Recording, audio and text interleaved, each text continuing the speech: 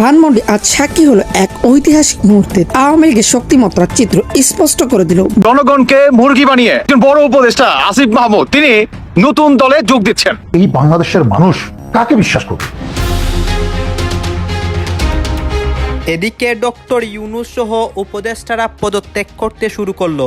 শেখ হাসিনার বয়ে রাজপথ আবারও উত্তাল হলো। অন্যদিকে সেনাপ্রধানও সিদ্ধান্ত নেন ক্ষমতার পালাবদল ঘটান। দেশের মধ্যে নতুন একটি পরিস্থিতি তৈরি হলো।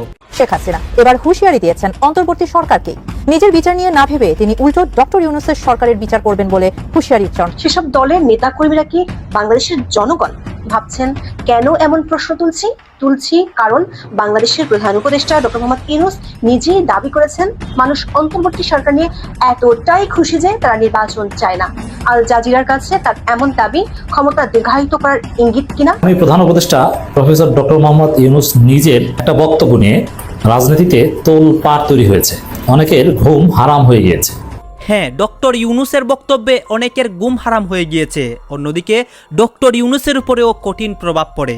দর্শক শ্রোতা, ইতিমধ্যে অনেক উপদেষ্টারা পদত্যাগ করতে শুরু করেছেন। যদি এইভাবে চলে আমাদের দেশটা কে চালাবে?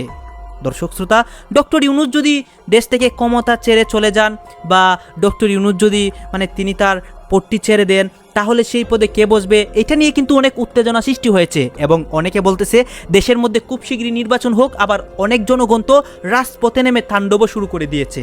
গাইজ, এই বিষয়গুলো পর্যালোচনা করার পর আমাদের কাছে অনেক ইম্পর্টেন্ট তথ্য আসে এবং সেই তথ্যগুলো এই ভিডিওতে সম্পূর্ণ দেখাবো। আপনাদের মনে যতগুলো প্রশ্ন রয়েছে দেশের রাজনীতি নিয়ে, ডক্টর ইউনূসকে নিয়ে, সমন্বয়ক উপদেষ্টা, অন্যদিকে সেনা প্রধানের বিভিন্ন পদক্ষেপ নিয়ে সবকিছু দেখতে পারবেন এই একটি ভিডিওতে। আসুন দর্শক, আমরা কথা বাড়াচ্ছি না, আমরা সরাসরি ভিডিওর মূল আলোচনাগুলোতে চলে যাই।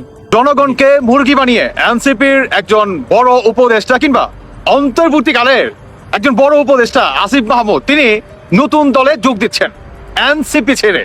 কোন সেই দল? অনেকেই বর্তমান বলাবলি করতেছে যে আসিফ মাহমুদ আওয়ামী লীগে যোগ দিতেছে নাকি বিএনপিতে যোগ দিবে। তবে সম্ভাবনা আছে আওয়ামী লীগে যোগ দেওয়া, অনেকেই বর্তমান এগুলা বলতেছে। এগুলা আসলে ঠাট্টা করে বলতেছে, কিন্তু এটা বাস্তব যে আসিফ মাহমুদ বাংলাদেশের জনগণকে, বিশেষ করে বাংলাদেশের সাধারণ শিক্ষার্থীদেরকে বুকা চৌধুরী বানায়া, এবং যেমনটা ওই হিয়ালের কাছে মুরগি বর্গা দেয়, অনেকটা শিয়ালের কাছে যেমন ভাবে মুরগি বর্গা দিছে, ঠিক তেমন ভাবেই সেই মুরগিকে খাপ করে ধরে খেয়ে ফেলছে এই আসিফ মাহমুদ। কি বুঝলেন না তো? আসিফ মাহমুদ তিনি নতুন একটি রাজনৈতিক দলে যোগদান করতেছে। তার দল এনসিপি নন। এই গত এক বছরে এই অন্তর্বর্তীকালে সরকারের আমলে বা এক বছর ধরে বাংলাদেশে প্রায় 2 ডজন দল তৈরি হয়েছে। এখন এনসিপির কে ছেড়ে আপনার উপদেষ্টা আসিফ মাহমুদ তিনি কোন দলে তাহলে যোগ দিচ্ছেন?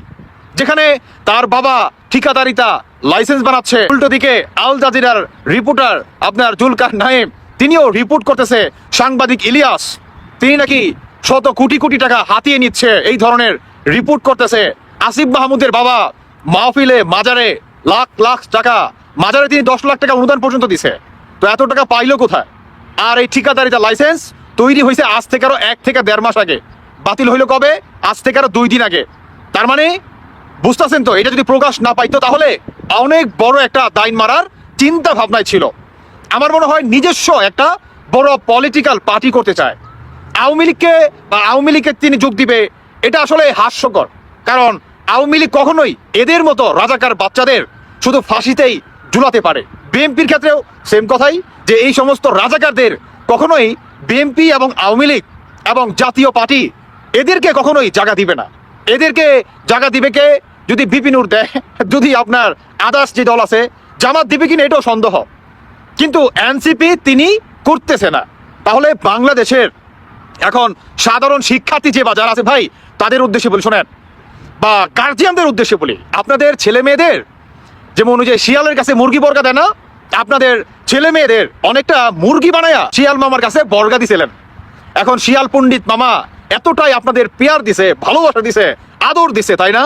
এই আদরের চুটে আপনাদের সন্তানাদি এখন রাস্তায় রাস্তায় ঘুরে বেড়ায় চিকিৎসার জন্য, অর্থের জন্য এই অন্তর্বর্তীকালে সরকারের কাছে।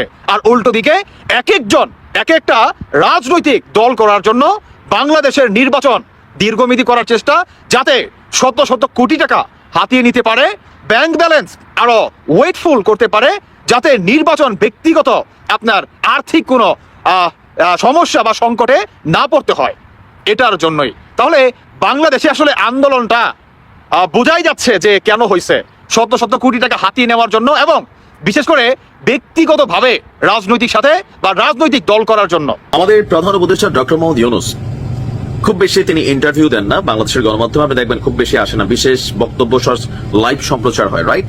আমার মনে হয় তিনি ক্ষমতায় বসার পরে হাতে গোনা বাংলাদেশের 3 থেকে 4 জন, আমি জানি না সংখ্যাটা সঠিক কিনা, বাট আমার ধারণা এটা বেরি, যাদেরকে তিনি পার্সোনাল ইন্টারভিউ দিয়েছেন।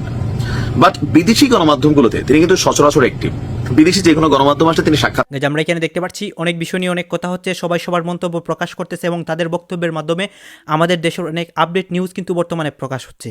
দর্শক শ্রোতা, আপনারা জানেন যে অনেক রাজনৈতিক দলের যারা নেতা রয়েছে তারা অনেক কথা বলে আমাদের দেশের মধ্যে নির্বাচন দেওয়া নিয়ে, অনেক ক্ষমতা নিয়ে। অন্যদিকে শেখ হাসিনার বিভিন্ন কার্যক্রম আমরা দেখতে পাচ্ছি যে প্রতিনিয়ত দেশের মধ্যে আসে। ইতিমধ্যে কিন্তু আসিফ মাহমুদ মানে উপদেষ্টা আসিফ মাহমুদের একটি পদক্ষেপ বা তার অনেক কর্মকাণ্ড নিয়ে অনেকে অনেক কথা বলে। তার পদত্যাগের বিষয়ে, সে পদত্যাগ করে কি করবে, কোন দলে মানে যোগ নিবে, এইসব নিয়ে কিন্তু সবাই সবার বক্তব্য প্রকাশ করে গেছে। এতক্ষণ আপনাদেরকে আমরা যা কিছু দেখিয়েছি সব কিছু কিন্তু আমরা সোশ্যাল মিডিয়া থেকে সংগ্রহ করেছি। এখানে আমাদের নিজস্ব কোনো মন্তব্য নেই বা নিজস্ব কোনো সিদ্ধান্ত নেই।